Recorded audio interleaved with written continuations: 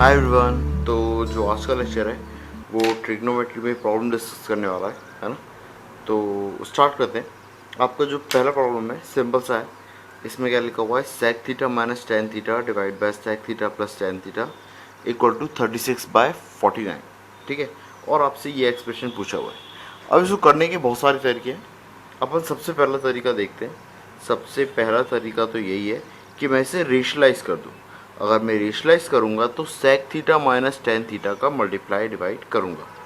ये अगर मेरा ऐसा लिखा है, sec theta minus tan theta divided by sec theta plus tan theta, इसको अगर मैंने रेशलाइज किया तो किससे, sec theta minus tan theta और sec theta minus tan theta से। अगर मैंने इसे रेशलाइज किया तो ये क्या दे देगा, नीचे दे देगा sec square theta minus tan square theta. नीचे कितना हो जाएगा, sec square theta minus tan square theta. A square minus b square, a plus b a minus b लिखा हुआ है, a square minus b square आ जाएगा। और ऊपर ए माइनस बी लिखा हुआ है, ये कितना आ जाएगा, sec theta minus tan theta और इसका स्क्वायर ऐसा आ जाएगा। ठीक है, नीचे वाला तो वन हो गया, ये मेरी आइडेंटिटी है, तो नीचे वाला वन हो गया। ऊपर वाला ये क्या हो गया, sec theta minus tan theta इसका स्क्वायर और इक्वल टू कितना लिखा है, 36/49। अब 36 को मैं 6 और 49 को मैं 7, इसका स्क्वायर ऐसे करके लिख सकता हूँ। ठीक है ना। तो अब देखिए, ये अगर स्क्वायर हटेगा, ये स्क्वायर हटेगा, तो sec theta minus tan theta की मेरी दो वैल्यूज़ आएंगी। ओके, दो वैल्यूज़ क्या आएंगी, एक तो ये आएगा प्लस माइनस सिक्स आएगा, तो एक क्या होगा 6/7 और एक होगा -6/7, है ना। अब एक और चीज़, अगर sec theta minus tan theta मेरा एक्स आता है, ये हमने देखा है पहले भी, है ना। क्या देखा है कि अगर मेरा sec theta minus tan theta ये मेरा x आता है, तो sec theta plus tan theta कितना आ जाता है, 1/x। कितना, 1/x। ये पहले लेक्चर में डिस्कस किया है ये चीज़, है ना, ये चीज़, है ना। तो इसके हिसाब से अगर sec theta minus tan theta 6/7 है, तो sec theta plus tan theta कितना होगा, 7/6, है ना। तो इसके दो आंसर्स आएंगे पहले तो आप एक क्या लिखोगे, sec theta minus tan theta equal to लिखोगे 6/7 और इसी के नीचे लिखोगे sec theta plus tan theta मेरा 7/6। ठीक है, अब क्या करो, इन दोनों को ऐड कर दो, इन दोनों को ऐड कर दोगे तो ये कितना आ जाएगा, ये मार्कर से चल नहीं रहा है, तो ये आ जाएगा 2 टाइम्स ऑफ सेक थीटा और इक्वल टू यहाँ पे आ जाएगा 6/7 प्लस 7/6। इसको सॉल्व कर लो, ये कितना जाएगा, 6 जा 36 और प्लस 49, तो 36 प्लस 49 डिवाइडेड बाय 7 6 जा 42। ठीक है, तो ये कितना आ जाएगा, 50 और 35 85, 85/42 इक्वल टू कितना, 2 सेक थीटा। तो इसी का मतलब मेरा जो सेक थीटा है वो कितना आ रहा है, सेक थीटा आ रहा है 85/84। या फिर मैं बोलूँ जो मेरा कॉस थीटा आ रहा है, कॉस थीटा वो कितना आ रहा है, कॉस थीटा आ रहा है कितना, 84/85। ठीक है, अब मेरा अगर कॉस थीटा आ गया है तो इसके बाद क्वेश्चन सिंपल है। अगर मेरा कोई भी एक ट्रिग्नोमेट्रिक फंक्शन आ गया है तो फिर आप क्या करो, साइन थीटा निकाल लो और cosec theta minus sec theta है, तो इनकी वैल्यू से आप निकाल सकते हो इजीली, है ना। ठीक है, तो आप यहाँ पे पुट कर दो, ये आपकी पहला तरीका हो गया। इसी के बाद एक और तरीका क्या है, कंपोनेंडो डिविडेंडो। इसी में अगर आप कंपोनेंडो डिविडेंडो लगा दो, है ना, तो सेकेंड मेथड है मेरी कंपोनेंडो डिविडेंडो। अब कंपोनेंडो एंड डिविडेंडो कई बार क्या होगा, महंगा भी पड़ जाता है ना। एक प्रॉब्लम डिस्कस करेंगे, उसमें क्या है कि 2-3 स्टेप ज़्यादा आ रही हैं कंपोनेंडो डिविडेंडो। और सिंपली सॉल्व कर रहा हूँ तो थोड़ा सा जल्दी आ रहा है, थोड़ा सा, ज़्यादा नहीं पर थोड़ा सा। तो जो मेरा क्वेश्चन लिखा है ना उसमें एक्चुअली में क्या लिखा है कि नीचे प्लस लिखा है और ऊपर माइनस लिखा है, तो पहले से मुझे इसे स्विच करना पड़ेगा। जैसे ही मैंने इसको स्विच किया तो ये कितना आ रहा है, ये आ रहा है sec theta plus tan theta divided by sec theta minus tan theta,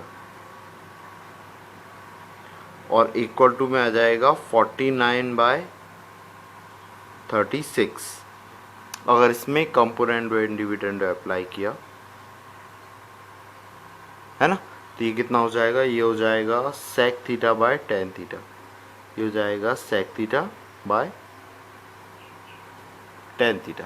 ठीक है, अब sec theta by tan theta इस तरफ कितना हो जाएगा, इस तरफ हो जाएगा ये 49 प्लस 36 और नीचे आ जाएगा, सॉरी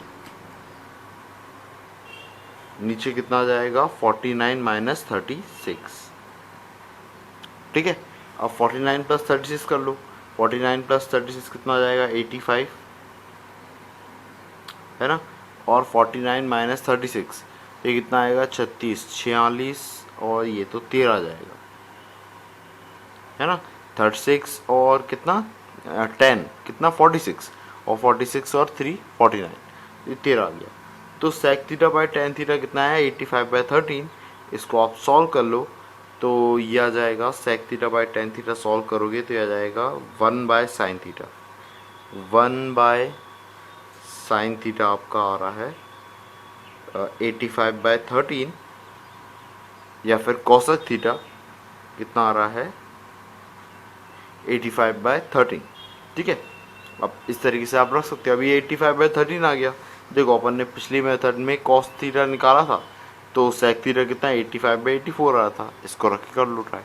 ठीक है ना, अब देखो इसमें एक और चीज़, आप जैसे ही ये वैल्यूज़ रखोगे ना यहाँ पे इस वाले में अगर रखोगे तो देखो ऐसा कुछ हो रहा होगा। एक और चीज़ देख लो, कॉसेक थीटा मेरा आ रहा था 85/13 और सेक थीटा मेरा कितना आ रहा था 84 नहीं 85, सॉरी एक सेकेंड, 85/84 और डिनोमीटर में भी वैसे ही आएगा 85/13 प्लस 85/84। यहाँ पे एक दिक्कत क्या आएगी, डिनोमीटर सेम नहीं है तो एलसीएम लेने में दिक्कत आएगी। तो बेटर है इस एक्सप्रेशन को जो ये लिखा हुआ है, ये वाला जो एक्सप्रेशन है ना, इस एक्सप्रेशन को आप पहले साइन और कॉस में कन्वर्ट कर लो। अगर साइन और कॉस में कन्वर्ट किया तो देखो इनके बेसिस सेम आ जाएंगे। इसको उल्टा करके लिखोगे ना 13/85 84/85 और 13/85 84/85 बेसिस सेम आ जाएंगे, कैलकुलेशन करने में आसानी होगी। अगर आप इसको साइन और कॉस में कन्वर्ट करोगे तो ये आ जाएगा कितना 1/sin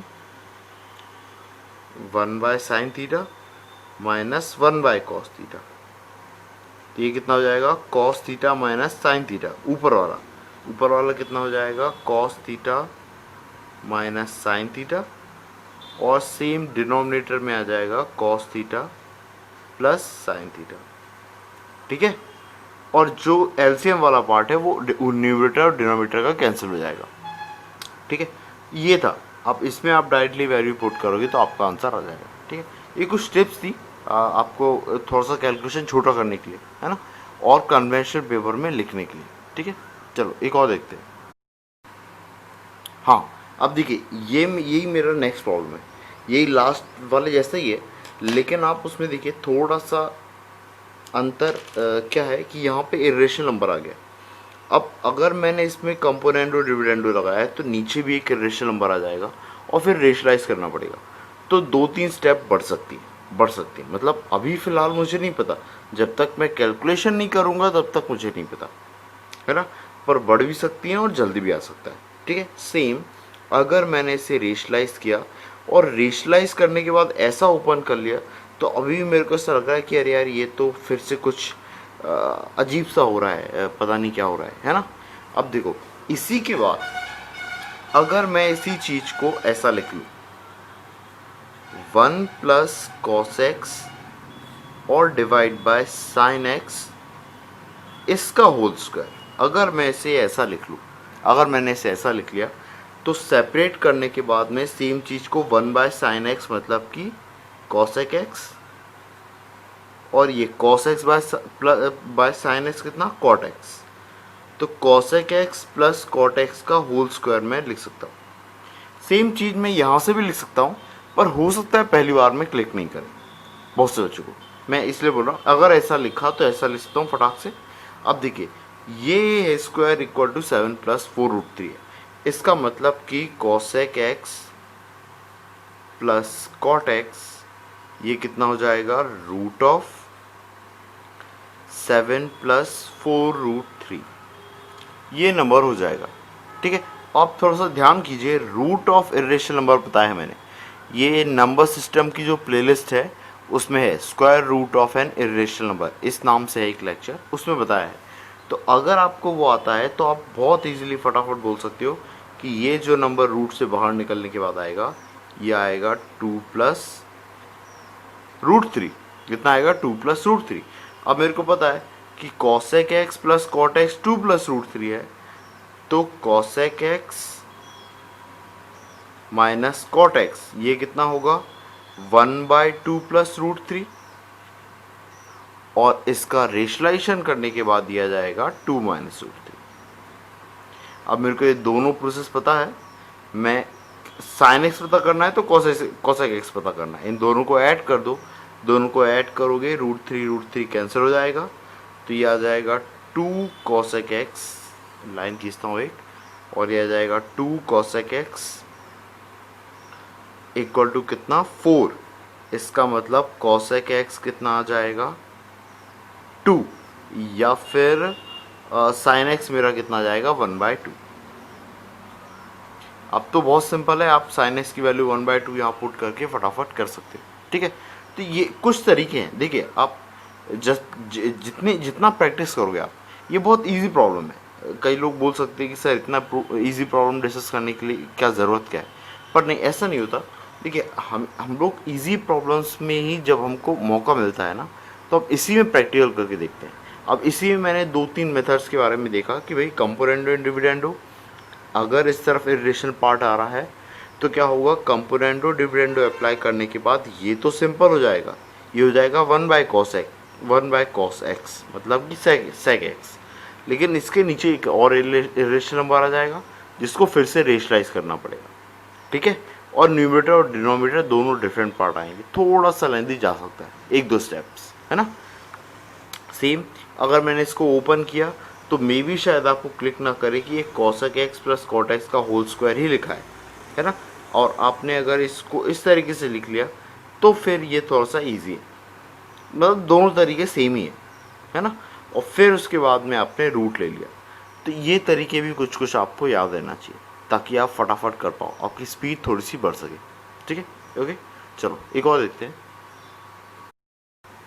अब देखो ये वाले क्वेश्चन में सेम टाइप, मतलब इसी टाइप के जो क्वेश्चन है वो मैंने एलिमिनेशन ऑफ एंगल में भी बताए हैं कि क्या करते हैं जब a cos थीटा, क्या था, ऐसा कुछ था, मैं पेन से लिख के बता देता हूँ कि a sin theta plus b cos theta c, तो मैं b sin theta minus a cos theta को कुछ p लिख लेता हूँ, है ना, और इनको एक सॉल्व करता हूँ तो p की वैल्यू कुछ इस तरीके से आता है कि p² plus c² equal to a² plus b², ये रिलेशन आता है ना।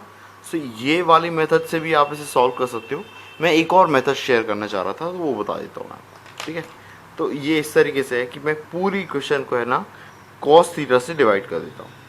अगर मैंने पूरी इक्वेशन को cos थीटा से डिवाइड किया तो ये कितना हो जाएगा, 2 sin theta by cos theta कितना हो जाएगा tan थीटा, है ना, और plus cos theta by cos theta ये कितना हो जाएगा 1, और इधर 2, और ये कितना 1/cos थीटा। अब 1/cos थीटा होता है sec थीटा, तो ये कितना हो गया 2 sec थीटा। अब ये कितना आया 1 2 sec थीटा, और ये जो 2 tan थीटा इस तरफ लिखा था मैं उस तरफ ले गया, तो ये कितना आया -2 tan थीटा। अब 2 कॉमन लेके डिनोमिनेटर में भेज दो तो यही चीज़ आ जाएगी मेरी sec theta minus tan theta equal to कितना 1/2, है ना। अब सेम चीज अपना आइडेंटिटीज पहला लेक्चर है ना, sec theta minus tan theta x है तो sec theta plus tan theta 1/x, मतलब कि sec theta plus tan theta ये कितना हो जाएगा मेरा 2। बस अब इसे सॉल्व कर लो, इसे सॉल्व कर लोगे ऐड कर दोगे तो sec आ जाएगा, sec से आप साइन निकाल सकते हो, ठीक है। एक और मेथड थी, ऐसी चीज़ें आप ध्यान रख सकते हो कि कई बार ऐसे ये तरीके आपको कोई भी लीनियर इक्वेशन या क्वाड्रेटिक सॉल्व करने में हेल्प करेगा, ठीक है। जनरली अपन कॉस से डिवाइड कर देते हैं तो वो sec और tan में चला जाता है। सेम 2 डिग्री होता तब भी मैं ऐसे क्वेश्चन और भी लूँगा जिसमें 2 डिग्री होगा ना, तो उसमें जब आप इस तरीके से डिवाइड कर रहे होगे तो वो सिंगल वेरिएबल में एक क्वाड्रेटिक बन जाएगी और फिर मैं सब्स्टिट्यूशन से कर सकता हूँ। कुछ मेथड्स हैं ये अपन देखेंगे, ठीक है, ओके। हाँ, ये कुछ सिंपल सी प्रॉब्लम और डिस्कस करना थी, थोड़ा सा कंसेप्चुअल है। कंसेप्चुअल भी क्या है, बस थोड़ा सा आपका प्रेजेंस ऑफ माइंड होगा तो आप इन दोनों के आंसर बता दोगे। ये सिंपल से क्वेश्चन है, आप चाहो तो वीडियो पॉज करके ट्राई कर सकते हो इनको, है ना, क्या इसके आंसर्स होंगे, ठीक है। अब देखिए एक्चुअली में ये ऐसा है कि आपको अगर ट्रिग्नोमेट्रिक टेबल याद है तो ये हो जाएगा, ठीक है। आप ध्यान दोगे इस वाले क्वेश्चन में बीच में एक जगह पे cos 90 आएगा, क्या आएगा cos 90, और cos 90 होता है मेरा कितना 0। अगर ये 0 हुआ तो इसके हेल्प से बाकी सारे मल्टीप्लाइड होंगे, जो भी इनकी वैल्यूज़ होंगी सब कुछ मल्टीप्लाई होके ये कितना हो जाएगा 0। सेम यहाँ पे इसमें बीच में एक जगह पे आएगा sin 180, क्या आएगा sin 180, और sin 180 डिग्री मेरा कितना होता है 0, है ना। एक तो मेरा sin 0 होता है, sin 90 1 होता है, और sin 180 ये कितना होता है 0, ठीक है। तो ये 180 एक बार 0 आ रहा है तो ये 0 के कारण सारे नंबर्स मल्टीप्लाई होंगे और ये आंसर भी कितना जाएगा 0। एक छोटा सा प्रेजेंस ऑफ माइंड था, मैंने सोचा शेयर कर लूँ इसको, ठीक है। इस तरह कुछ अगर लिखे आ जाते हैं आपको और कोई देता है अगर करने के लिए तो आप बता सकते हो कि इसके पीछे लॉजिक ये है, ठीक है। सिंपल सा था, ठीक है, ओके। आप नेक्स्ट लेक्चर में देखेंगे और इससे रिलेटेड अच्छी प्रॉब्लम और फिर थोड़ा सा थ्योरी लेक्चर भी लेते हैं अपन, ठीक है ना, ओके। जय हिंद।